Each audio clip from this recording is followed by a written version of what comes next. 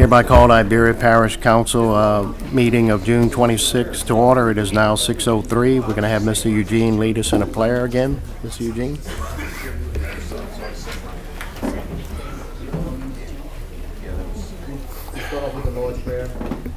Our Father, who art in heaven, hallowed be thy name. Thy kingdom come, thy will be done, on earth as it is in heaven. Give us this day our daily bread, and forgive us our trespasses, as we forgive those who trespass against us. And lead us not into temptation, but deliver us from evil. Amen. Mr. Olivier, the pledge. Pledge allegiance to the flag of the United States of America and to the republic which stands, one nation, under God, indivisible, with liberty and justice for all.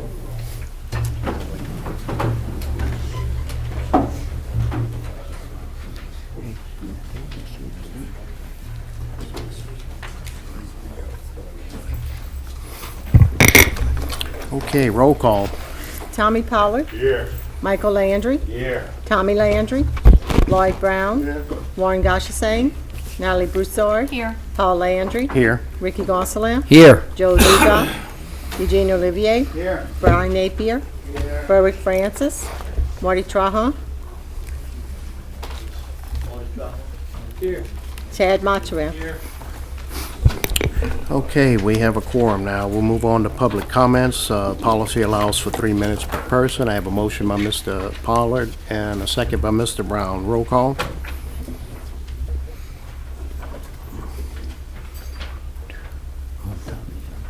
Okay, that passes. We're now in public comments. Item number 1, comments from the general public on non-agenda items. A, Mr. Craig Romero, Executive Director of the Port of Iberia, to address the council and to provide an update on the activities at the Port of Iberia and the Highway 83 reconstruction project. Mr. Craig. Thank you very much, Paul. The first thing was Highway 83. You guys passed a resolution, guys and gal, passed a resolution not too long ago asking for the Weeks Island Road to be reconstructed from Highway 90 up to the Earl B. Wilson Road where the Gonsalas tractor shed is. So in Priority 5 in capital outlay, it's in Priority 5. That doesn't say there's money there, but it starts the conversation, and next year we can posture that into Priority 2 and start construction.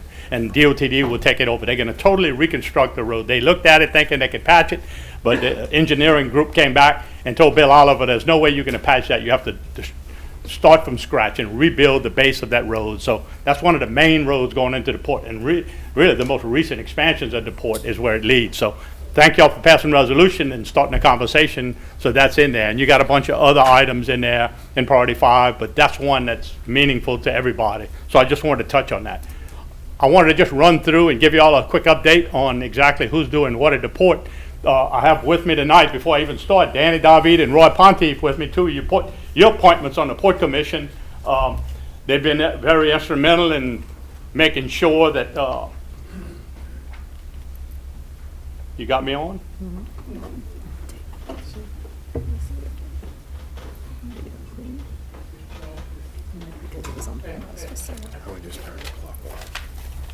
Okay. The sheriff department is in the building now. Everything's off to the races. That's behind us. So congratulations. And Roy came and helped negotiate everything to get the agreement right. And Danny and them voted on it. And it's a good situation. The bids on the limestone we're going to receive, I think, next week. The engineers told us that today. So we're going to do the driveways in the parking lot. The big light pole on the right side of that picture, there's 3 of them side by side that light up that building at night. Some big LED lights. So that's something that I think takes some pressure off of y'all. First of which, Dynamic historically has been the largest employer at the port. They currently have about 350 employees. They're finishing up that polyethylene plant, the modules that are going to Pennsylvania via the Mississippi River and Ohio River. They had 93 modules to build, and you can see the parking lot's full, 4 cars wide all the way to Weeks Island Road. That parking lot does not lie. It tells you what's going on, if anything's going on. These are the modules being loaded on by Bayrod Transportation out of Laurelville. Another snapshot. In fact,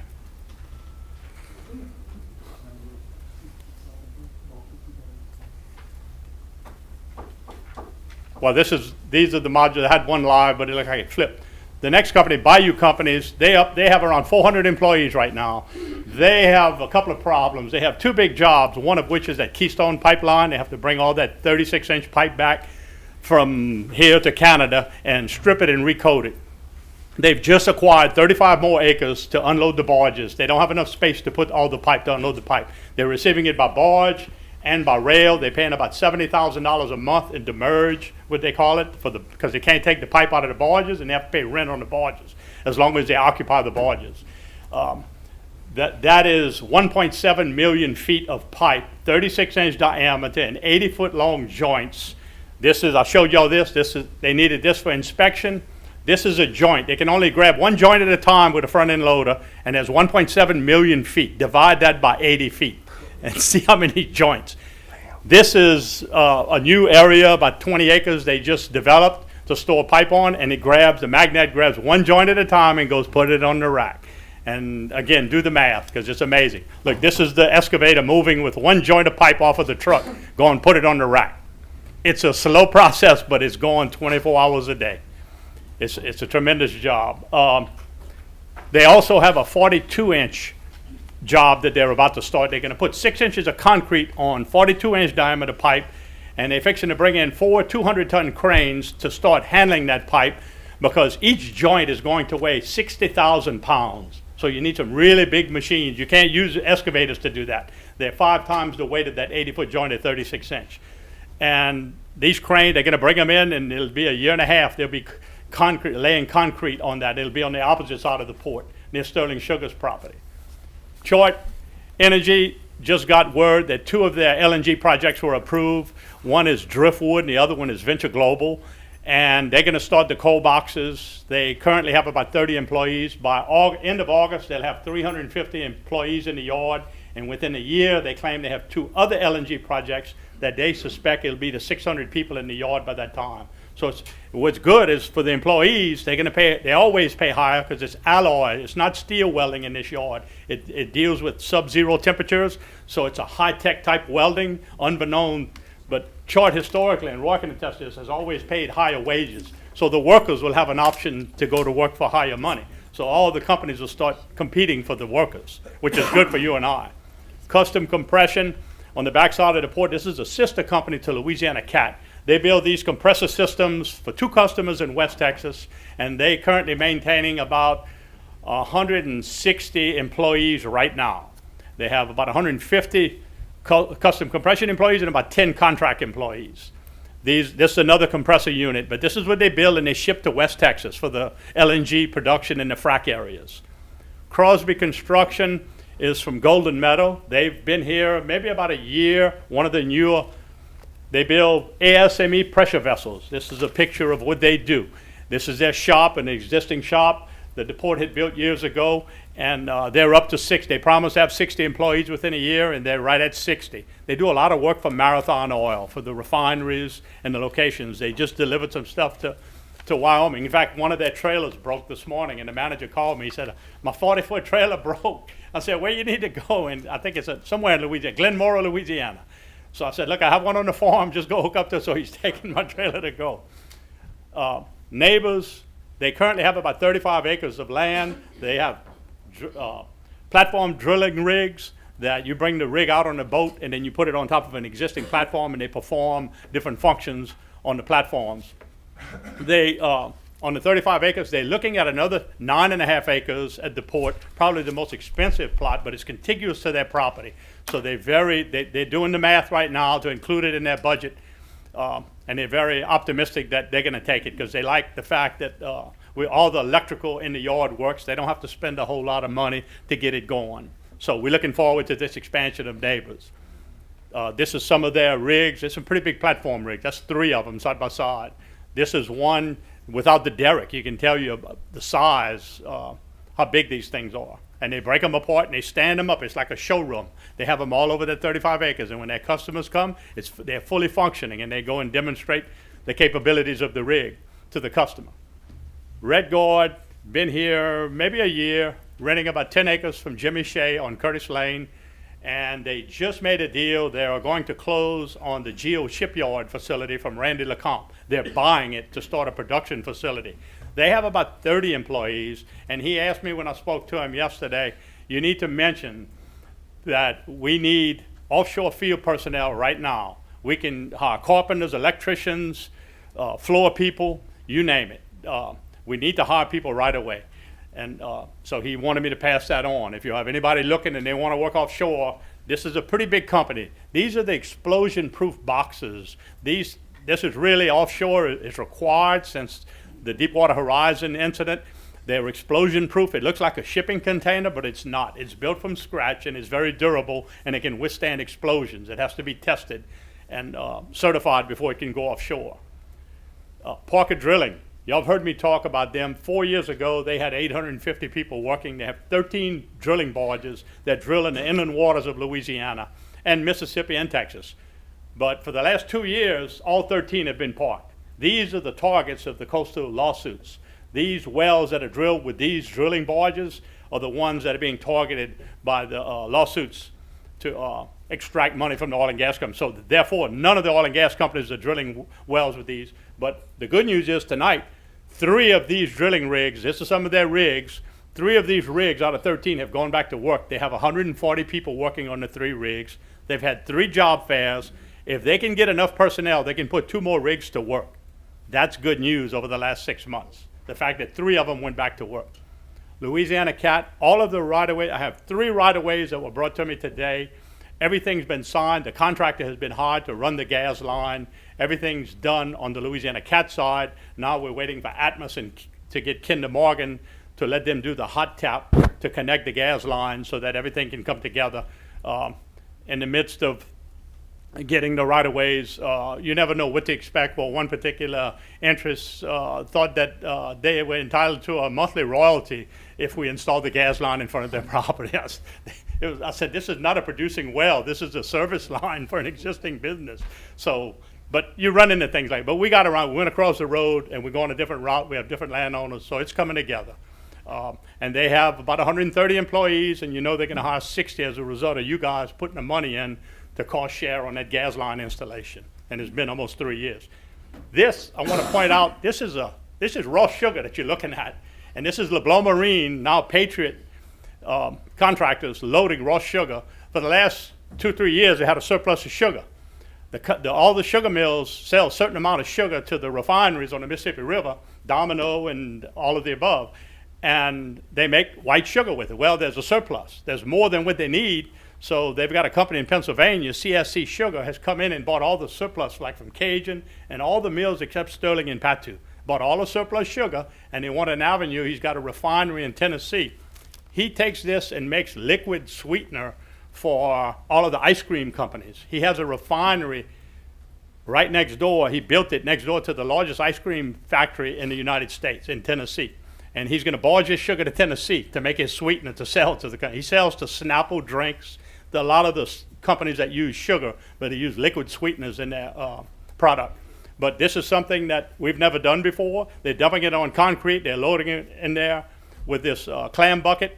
It's a slow process, but they've loaded probably 15 barges so far, and today they started loading 6 more. And again, something that the port has never done. Emepatu has a sugar loading operation, a barge warehouse, but it's a conveyor type, totally different. This is over and above what that's all about, so just something a little different. What's the name of the company? It's a CSC Sugar out of Pennsylvania, Connecticut.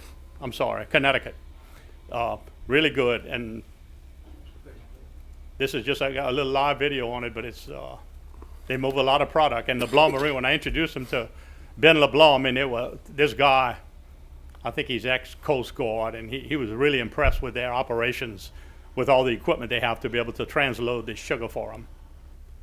This, just wrapping up, just to give you an idea, the ports, you know, as slow as things have been the last 3 years, the Port Commission has saw fit to go ahead. This is a copy of the application to the Port Priority Program for $15 million for the acquisition of the dynamic yard that we bought, that you have a piece of now, you know, through the sheriff's office. But this is it. The application for $15 million been approved. This is an application for an amendment to it to extract a portion of it to do the Millennium 3 expansion, which is going to involve buying 40 acres immediately behind the port office and digging a new slip right in the middle of some existing property and that 40 acres and expanding the port operation. So it's going to give us more property. We do have a prospect on this property. But again, it's all money that's approved out of Baton Rouge, out of the money that we spoke about when I came here and first spoke to y'all.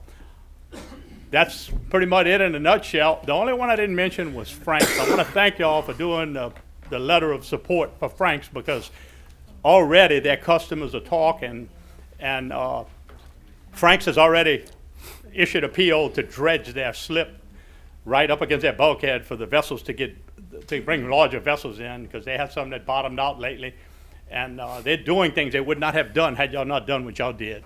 So I want to thank y'all.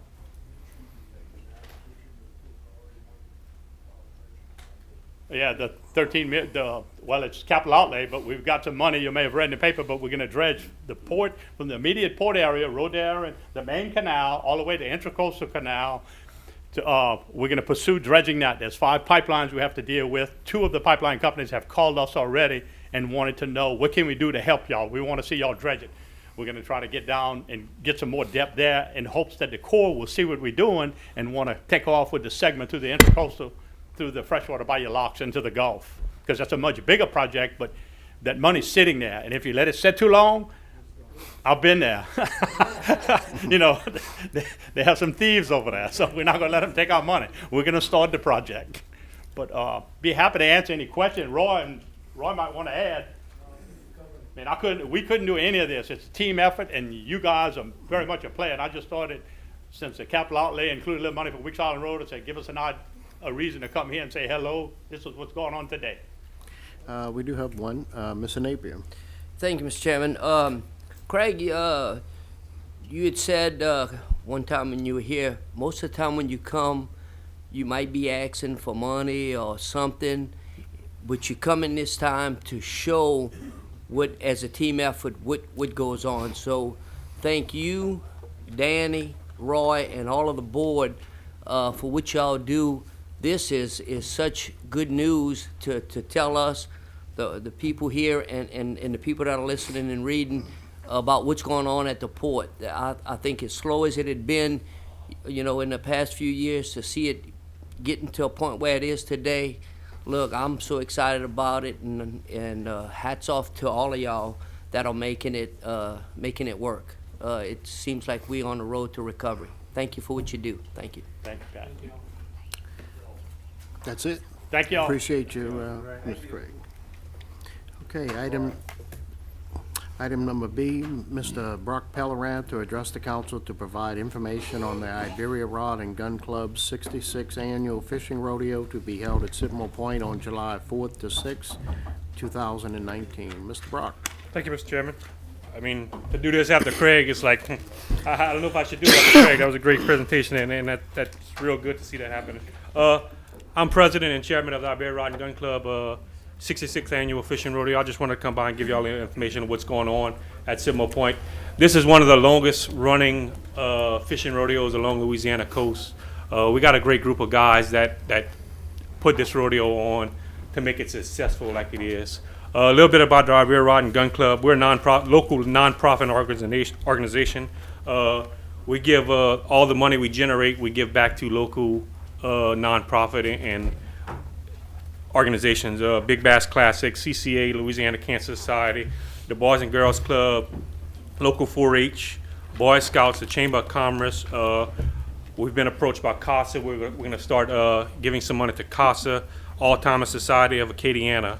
Last year, we wrote a check for $21,126 for St. Jude.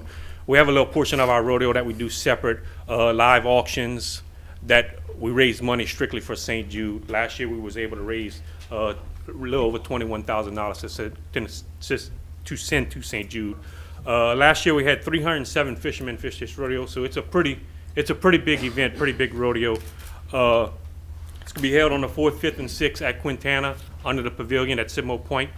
We'll have live bands. Brittany Pool Band will play on Friday, Cajun Company, and the Bad Boys will play on Saturday. We will have a meal provided by Gotta Have Faith Charters on Friday, and a lunch provided by Roberta Boudreaux on Saturday. I welcome all of y'all to come out, come and enjoy it. You know, meet everybody there, interact with everybody. It's a great community event. We do a lot for the kids. We'll give away 4 lifetime licenses for junior fishermen. If any of you guys have kids or know any kids that want to fish, if they weigh in a fish, they'll get a chance to win a lifetime licenses, donated by several different people. That's about it. Ticket headquarters, Cajun Gun and Tackle, Dago's, A-Bears, Mini Mart, Buck Fins and Feathers, Pack and Paddle, and a prop shop. If anybody has any questions about the rodeo, they can contact me or contact anyone on our board. We do have a Facebook page, our Bear Rod and Gun Club. You can go to like it. We have all the information there. Thank you all very much. Anybody has any questions? No, it's a good event. We do have a captain's supper on Tuesday at 6:30 in Lydia at the hall. That meal will be provided by Murphy Myers. So everyone's welcome. You don't have to fish this tournament to show up. Anybody can show up, and we'll have a cash bar and all that good stuff. So we welcome everybody to come. Thank you all very much. Okay, thank you very much.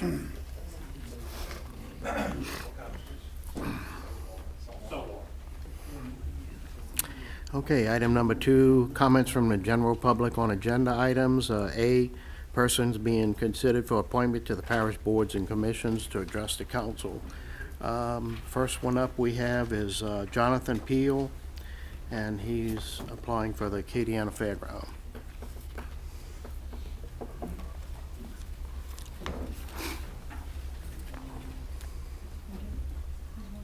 How y'all doing today, ladies and gentlemen? Good. My name's Jonathan Peel. I'm applying to Acadiana Fairgrounds. My background is I got 17 years in the Marine Corps, retired, combat disabled, wounded 3 times. So now I tried other opportunities, but I'm a farrier. Some of you know this as a horseshoer or a trimmer. So I work with horses every day, nonstop. All right. My main thing is I'm associated with the 4-H. My daughter does hunters and jumpers, so she jumps horses. She barrel races, she pole bends. We're part of 6 associations and trying to get them to come to the Sugar Arena already. So that's pretty much it. And I would like to see the Sugar Arena get used the way it used to get used when I was a kid. And when I say I was a kid, I may look old. I just turned 38. All right. Marine Corps will age you, especially infantry. All right. So I would like to see it get back to when I was a kid, when horses weren't the anomaly of just being in a pasture along the road. When you went down the road and everybody had a horse, everybody rode. That's what we did. And I think we're losing. We're losing a lot of that, and I would like to be part of getting that, at least attempting to get it back to the way it was. All right, that's all I got to say, ladies and gentlemen. Okay, well, thank you for your time, Mr. Neal. Okay, next up, we have Mr. Michael Lepresto, who's also talking for the Acadiana Fairground positions. Good evening. I know most of you, Michael Lepresto. I am up for reappointment here tonight with respect to my position on the Acadiana Fairgrounds, and I certainly would appreciate your consideration and vote in that regard. Jonathan is here tonight taking Kathy's place, and I'll be honest with you, I don't want to talk about me anymore, okay? The Acadiana Fairgrounds a couple of years ago had a rough time. We have busted our rears in the last couple of years to turn things around. I think we have. This past weekend, we had the summer rodeo. I think it was a huge success.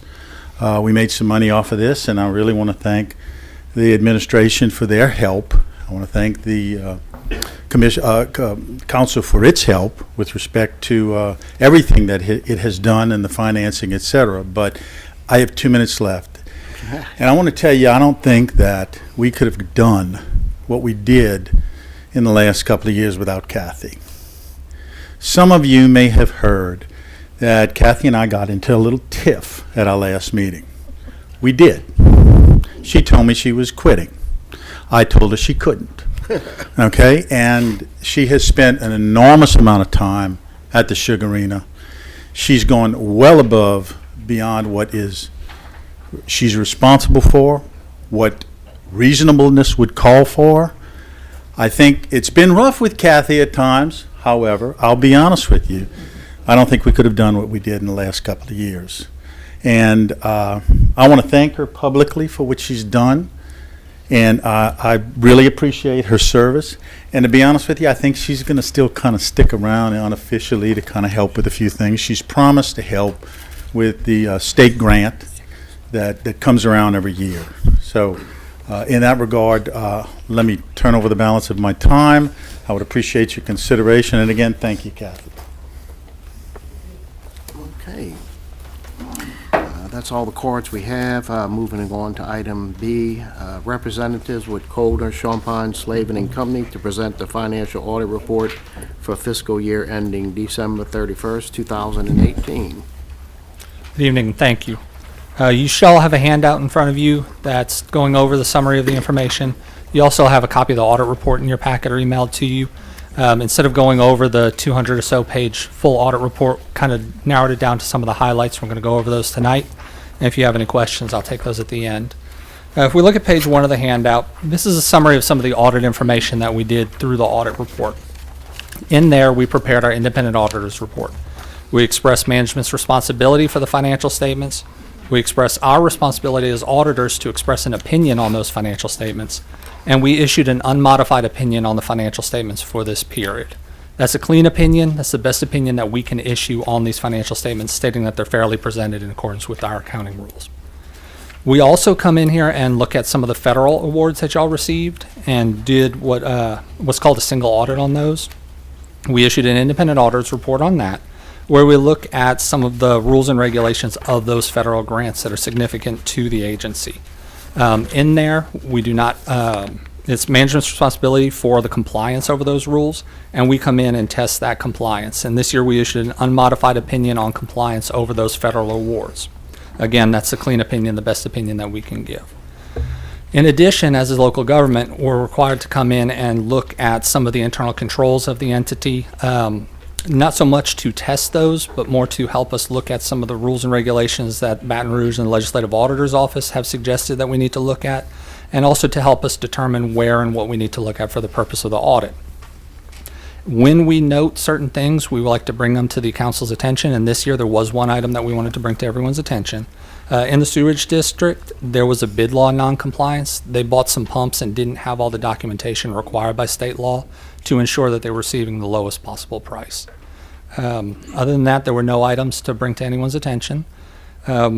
Kim also prepares management's discussion and analysis. It's the first couple of pages of this report, and it's a very short snapshot of where the parish was from a fiscal perspective and where the administration thinks it's going over the next couple of months and the next year or so. And if you want to read any summary of this report, that is a very, very good, very easy, user-friendly read. I suggest spending a few minutes looking at that when time permits. If we go on to the summary of financial information, which kind of starts on page 3, this is some of the dollars and cents of what we saw for the operations during the year. In here, we've kind of done a 5-year comparison so that you can see side by side where we've been and where we're going. And in the first information, this is governmental revenue, so it covers all of the operating funds of the parish in this one bit of information. So total revenue from all sources was about $28 million this year. Total expenses for all purposes was about $30.6 million, and that left us with an ending fund balance of about $50 million. If we move on to page 4, the very next page, this is kind of a breakdown of where we got the revenue from. And the very far column on the right is our 2018 information, and we've got it broken down to a couple of the key components. Ad valorem taxes is about $10 million. We took in about $7.4 million in sales tax. State sources was about $3.7 million. Federal was about $2 million, and other sources was about $4 million. And out of this information, the one thing that I kind of wanted to draw everyone's attention to is the green section of this, the state sources. If we look historically, we started out in 2014 with about $9 million annually coming in state sources. Now we're down to about 3.7. Most of that money is in the royalty program. It went from roughly $4.5 million in 2014 down to under $1 million this year. So it's a pretty substantial drop, and that's out of the control of the council here, but it does constrain some of the dollars that y'all can spend. If we move on to the next page, page 5, looking at where we're spending all of the money that we've got. And we can see in here that by percentage, we spent about 24% in public works, as streets, bridges, infrastructure, drainage, and those sorts of things. Another 17% in general government, 16% in health and welfare, 11% in public safety, and so on. So what we saw in the first graph was that state sources is kind of being diminished, especially the royalty fund, but we're still able to spend a significant portion of the money on those capital projects, on that infrastructure, streets, and road improvements. If we move on to page 6, this is just the general fund information. So the general fund absorbs everything else that the other funds have not received money or spent money on. That's the general fund is kind of the catch-all for the parish. And here we can see, again, a 5-year trend of what's going on. And in 2018, we took in the general fund about $5.1 million from all sources. In 2018, for expenditures from the general fund, we wound up spending about $4.7 million. So even though those numbers are coming down from a revenue side, the expenses are coming down proportionally. So at the end of the day, we're using the resources appropriately, and we're cutting back where we have to based on the available dollars and cents. And if we flip now to the last page, page 7, this is a look at cash and fund balance in the general fund as of the end of the year, December 31st. And what we see here is in our unassigned and assigned fund balance combined for 2018, we had about $1.2 million. That's up from the prior year. In addition, we had about $997, just short of $1 million in cash on hand. Again, that number is also up. What we've done here to broaden some of the information here is we took a daily operating expenditures average. So we took operating expenditures of the general fund divided by 365 and determined that on average there's about $12,000 a day that's being spent. Using the cash and fund balance on hand, you have approximately 78 days of cash available in the general fund at the end of the year. And as far as fund balance goes, we have about 96 days worth of operating fund balance in the general fund during the year.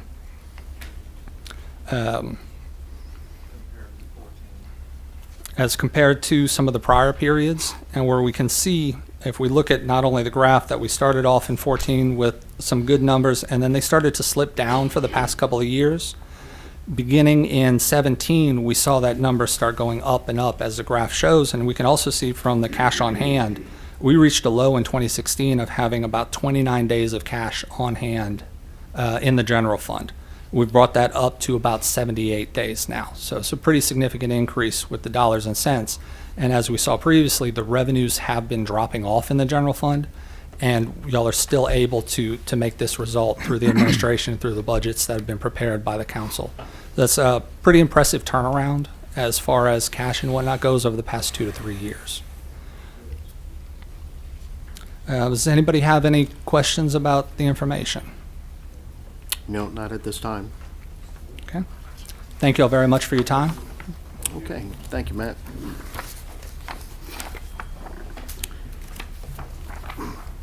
Okay, moving on to, I need a motion and a second to get out of public comments. I have a motion by Ms. Broussard, a second by Mr. Brown. Roll call.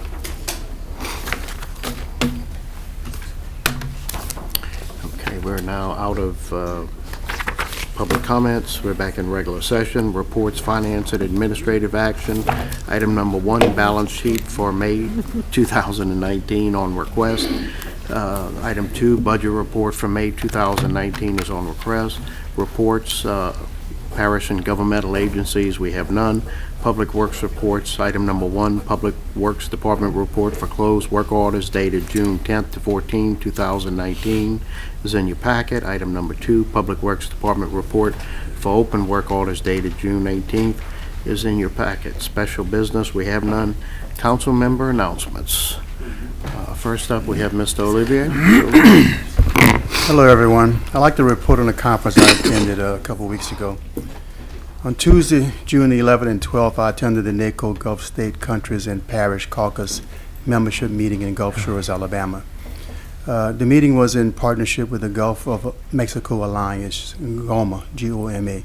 5 states make up the alliance and caucus: Louisiana, Texas, Alabama, Mississippi, and Florida. Members from states' local governments spent 4 days with GOMA teams.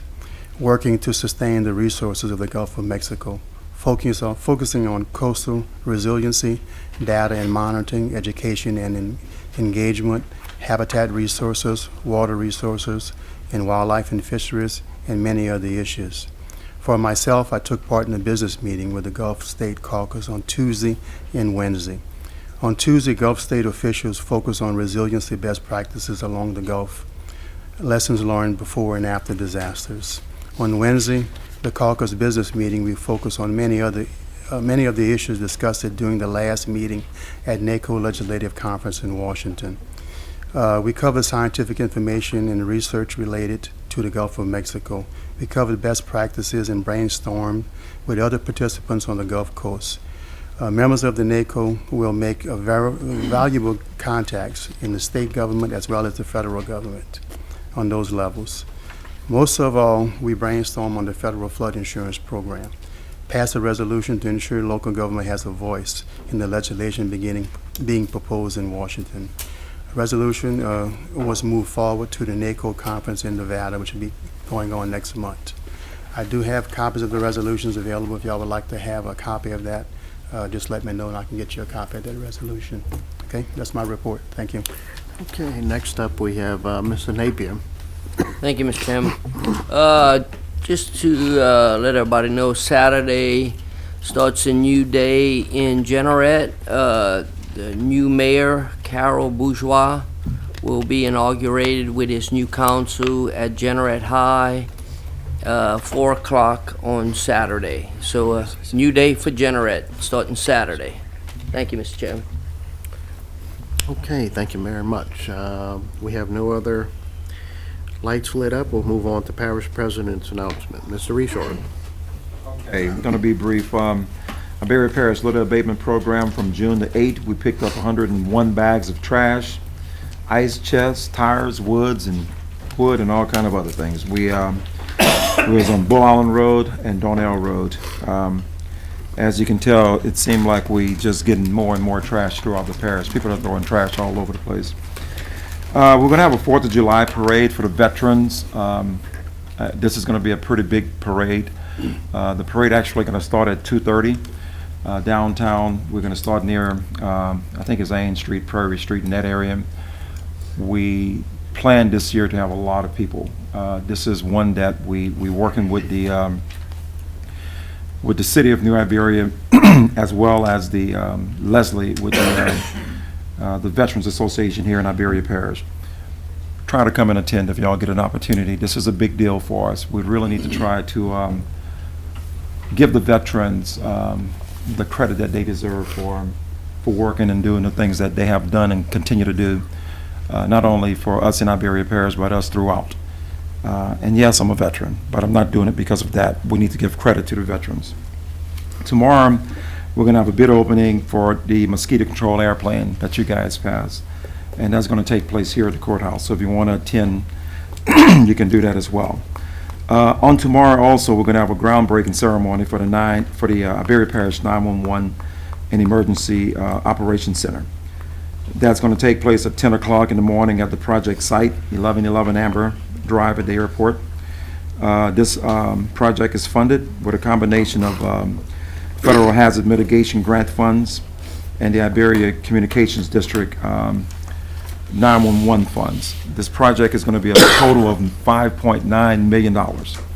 It's expected to be completed next year, next June 2020. This is a big deal for Iberia Parish. You know how tight it is when we have emergencies in Iberia Parish, and all of us try to get together downstairs in the in Press's office downstairs. This is a big deal for Iberia Parish, and if you get a chance to come to the groundbreaking tomorrow, y'all really need to try to come.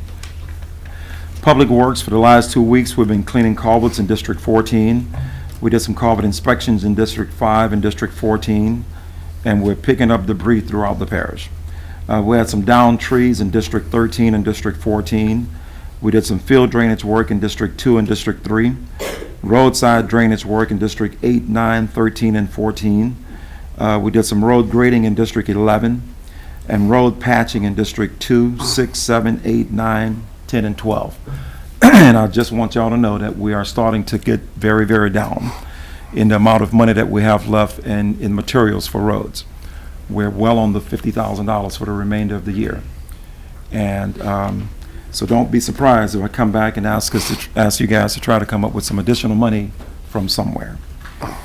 Side boom, we're doing some field ditches in District 8 and 13 and tree trimming throughout the parish, but in particular in District 7, we have some tree trimming that took place. I'm going to end and we can continue with our meeting. Of course, Public Works, as all of you know, because you get a lot of questions in reference to work in your district about Public Works, but one thing I want you to realize again is that in 2015, I think we had roughly 60 people working in Public Works, and now we're down to about 36. So we need to understand what it is that we have, and we're doing a great job at doing it, but we also you really need to understand where we are. And if you pay attention or paid attention to what the auditor just said, when you look at the amount of funds that we have currently in the general funds and the lack of funds that we're collecting in the royalty funds, I think you guys are doing a very good job, but I think we need to really be aware of where we are financially and what we can do for the people of Iberia Parish. And we really need to be honest with them when they're asking for things and tell them the real deal, not what we just feel someone wants to hear. But we need to tell them where we are in Iberia Parish if we want to get better. And I'm done. That's it for tonight. Okay. Thank you. Well, Mr. Richard, I'd like to commend you for that.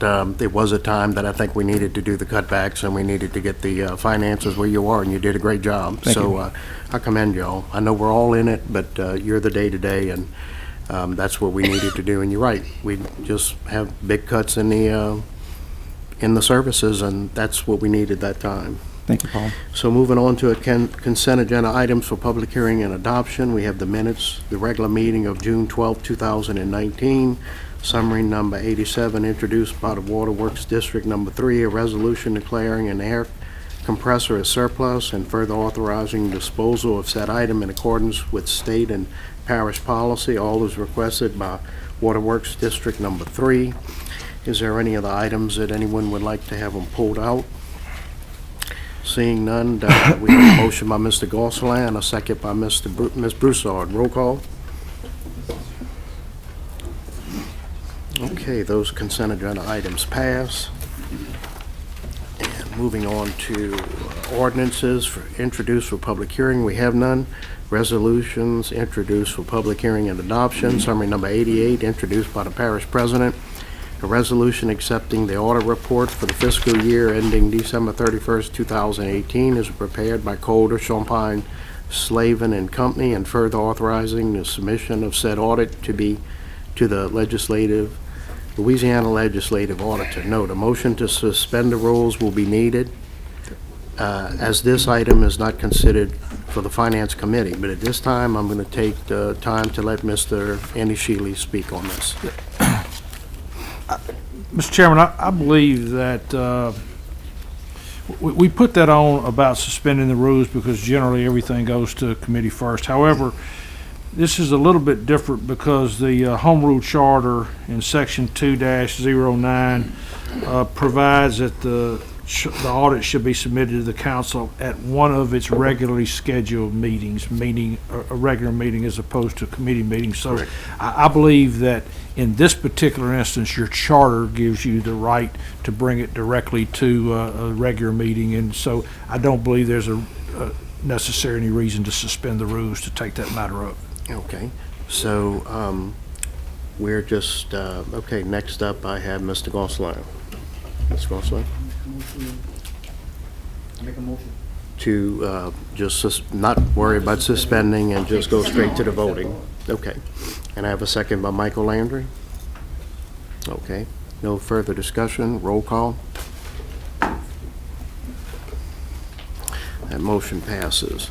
Summary number 89, introduced by the Clerk of the Council, a resolution appointing one member to the Acadiana Fairgrounds Commission for a 5-year term to fill the vacancy created by the expiration of a term of Mr. Michael Lopresto, whose term expires September 24, 2019. Appointment applications received from A. Michael Lopresto and B. John Peel.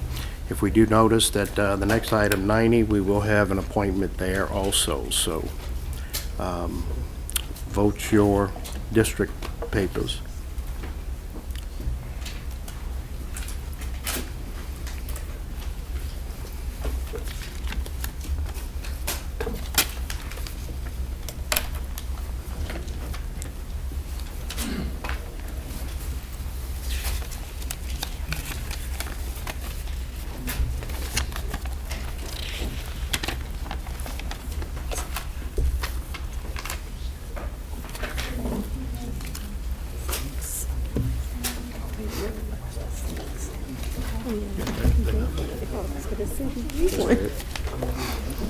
So, okay, here we go. District 1, Lepresto. District 2, Mike Lepresto. District 4, Mike Lepresto. District 6, Mr. Lepresto. District 7, Mr. Lepresto. District 8, Mr. Lepresto. District 10, Michael Lepresto. District 11, Michael Lepresto. District 13, Michael Lepresto. District 14, Michael Lepresto. Thank you, Mr. LaFresco. Thank you. I know there was some arm twisting involved. That was rough. Congratulations. Thank you. Okay, so we have Mr. Lepresto appointed to number 89, and we had 4 absent. No, you can just do a motion.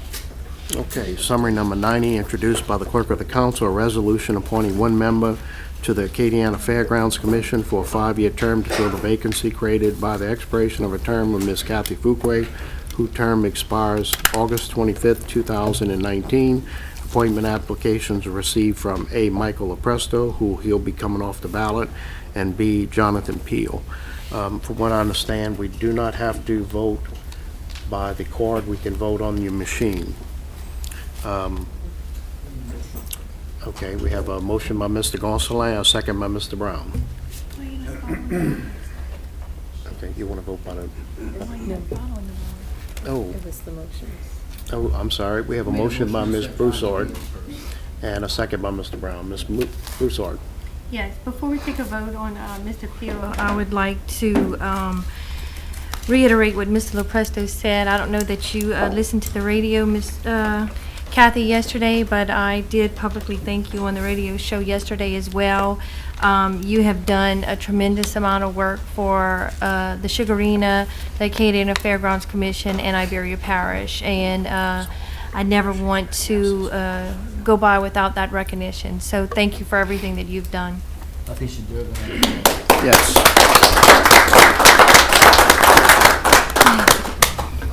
Okay, next up, we have Mr. Brown. Okay, Mr. Gonsalas.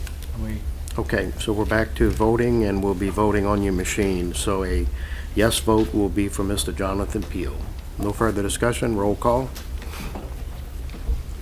And motion passes. Mr. Jonathan, congratulations. Thank you. Thank you. Look forward to seeing you. Summary number 91, introduced by the clerk of the council, a resolution authorizing a permit change in the polling place location for District 1, Precinct 3, from North Street Elementary School to the Martin Luther King Recreation Center, Teenside, 1200 Field Street, effective immediately. I have a motion by Mr. Brown, a second by Michael Landry. Mr. Brown? Mr. Michael Landry. Waive. No further discussion, roll call. That motion passes. Summary number 92, introduced by the clerk of the council, a resolution authorizing a permanent change in the polling place location for District 7, Precinct 2, from Dodson Elementary School to the Communities Center, City Park, 300 Parkview Drive, effective immediately. Have a motion by Mr. Pollard, a second by Ms. Broussard. Mr. Pollard. Waive. Ms. Broussard. Waive. No further discussion, roll call. That motion passes. Summary number 93, introduced by the clerk of the council, a resolution authorizing a permanent change in the polling place location for District 7, Precinct 3, from the New Iberia Senior Citizens Building to the Community Center, City Park, 300 Parkview Drive, effective immediately.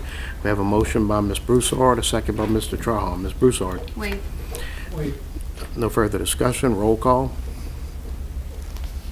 That motion passes. Summary number 94, introduced by the clerk of the council, a resolution authorizing a permanent change in the polling place location for District 11, Precinct 2, from Generette Elementary School to Recreation District Number 8 Building, Ward 8, 803 Huberville Road, effective immediately. I have a motion by Mr. Napier, a second by Ms. Gonsalas. Mr. Napier? Mr. Gonsalas? I wait. No further discussion. Roll call. The motion passes. Summary number 95, introduced by the clerk of the council, a resolution authorizing a permanent change in the polling place location for District 12, Precinct 6, from Jeanneret Elementary School to Recreation District Number 8 Building, Ward 8, 803 Huberville Road, effective immediately. Have a motion by Mr. Gonsalas, a second by Mr. Napier. Mr. Gonsalas. I wait. Mr. Napier. No further discussion. Roll call. The motion passes. Summary number 96, introduced by Planning Commission, a resolution granting preliminary plat approval to subdivision of Lot 2 into Lots 2A, 2B, 2C, and 2D on North College Road for Melva V. Patin, subject to compliance with staff recommendations 1 through 6 and plat revisions 1 through 5, located in District 10. All is reviewed and recommended by the Iberia Parish Regional Planning Commission. Have a motion by Mr. Olivier, a second by Michael Landry. Mr. Olivier. Mr. Michael Landry. No further discussion. Roll call.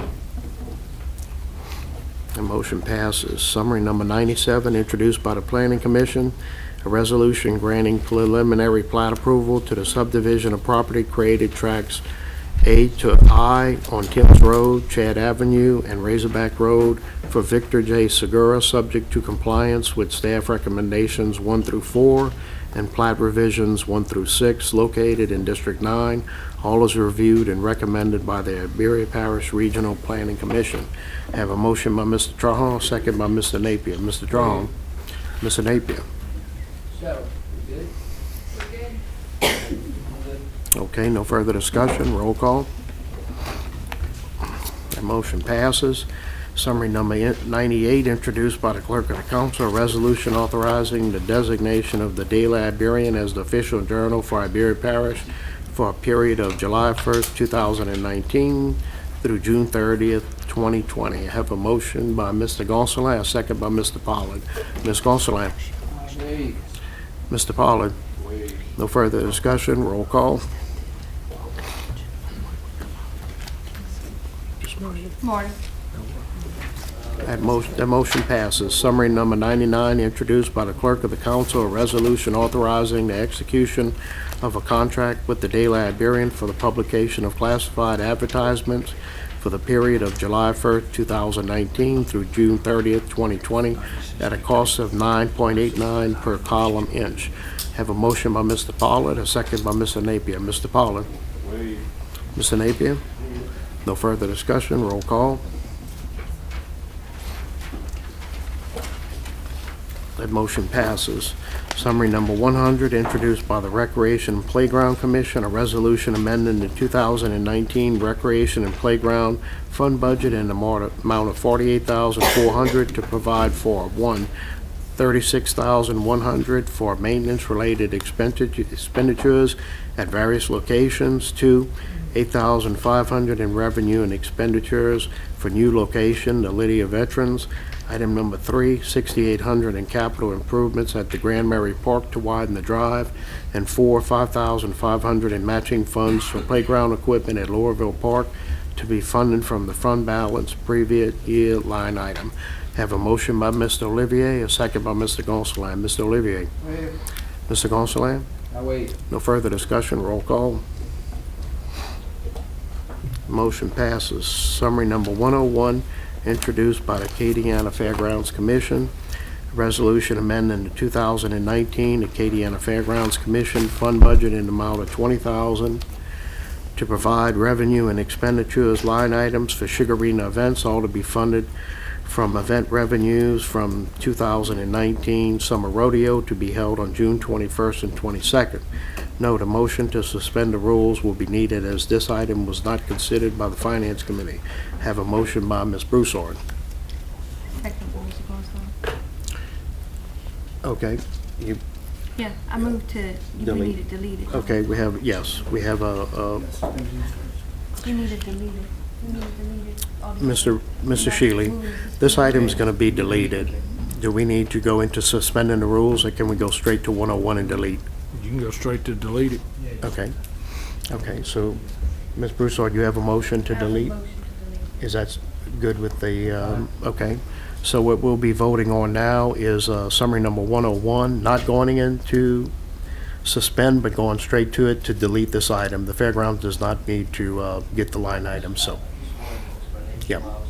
Yeah, they ended up having other funds that they were going to be able to pay the thing. So, no further discussion. Vote to delete. That deletion passes.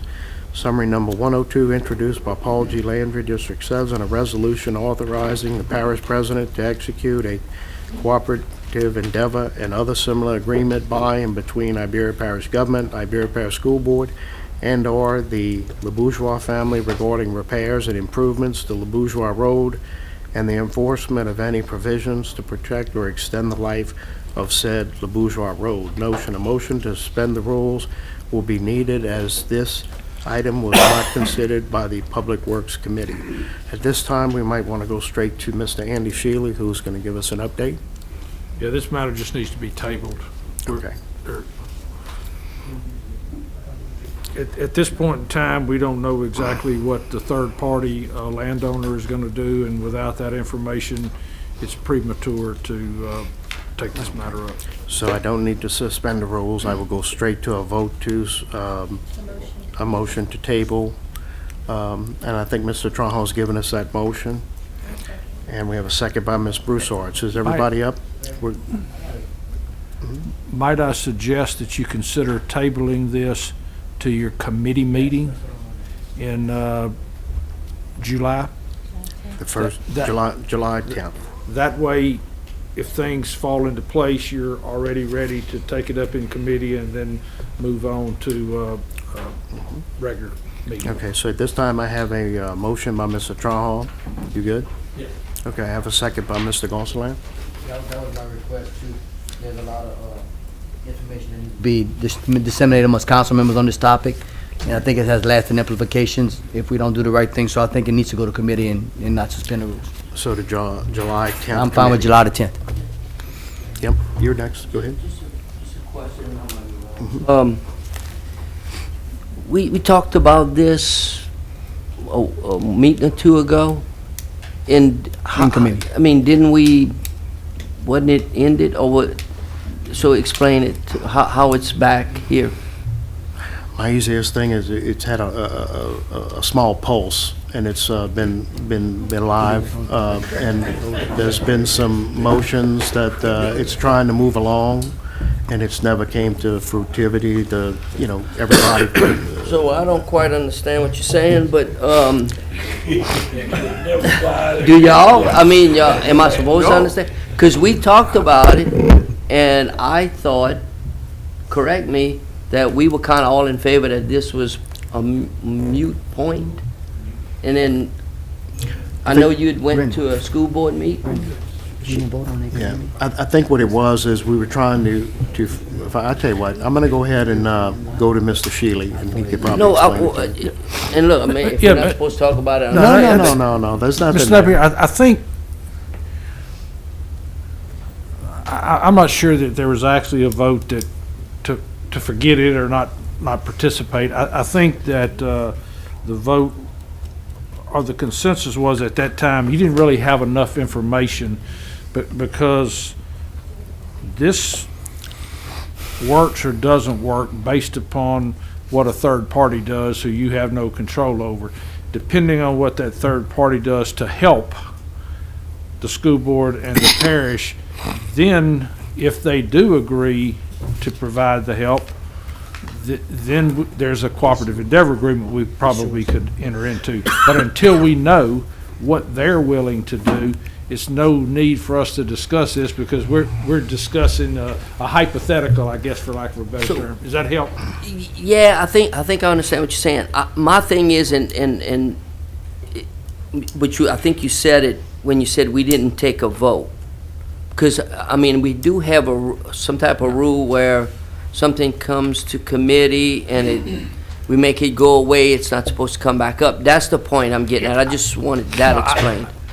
and I think what we're kind of merging and confusing is that the vote that was taken that I think you have in mind was related but on really a different subject. That vote was whether or not this council could somehow prohibit certain people from using a road. Right. This is more than just that. So, Okay, So okay. you- But I got you. Okay. Okay, okay. I'm good, Mr. Chairman. Thank you. Okay, so what we're looking at here is taking summary number 102 and have a tabling till the July 10th committee meeting. No further discussion, roll call.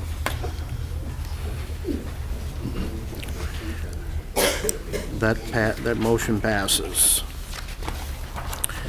Summary number 103, introduced by Chad Mathurin, District 14, a resolution amending the 2019 Economic Development District Number 1 Fund budget in the amount up to $16,000 to provide for the funding of the extension of gas lines by Atmos Energy at Highway 90 and North Freetown Road, the old air gas facility, all to be funded from the fund balance previous years. Note a motion to suspend the rules will be needed as this item was not considered by the Finance Committee. I have a motion by Mr. Mathurin, a second by Mr. Gonsalas. Mr. Mathurin. Yeah, in lieu of suspending the rules, I'd like to make a motion to send this back to committee on the 10th, July 10th. Okay. Send it to committee, not back to committee. Okay. Okay. So, okay. So what we're going to do is go ahead and table this item to the July 10th committee meeting.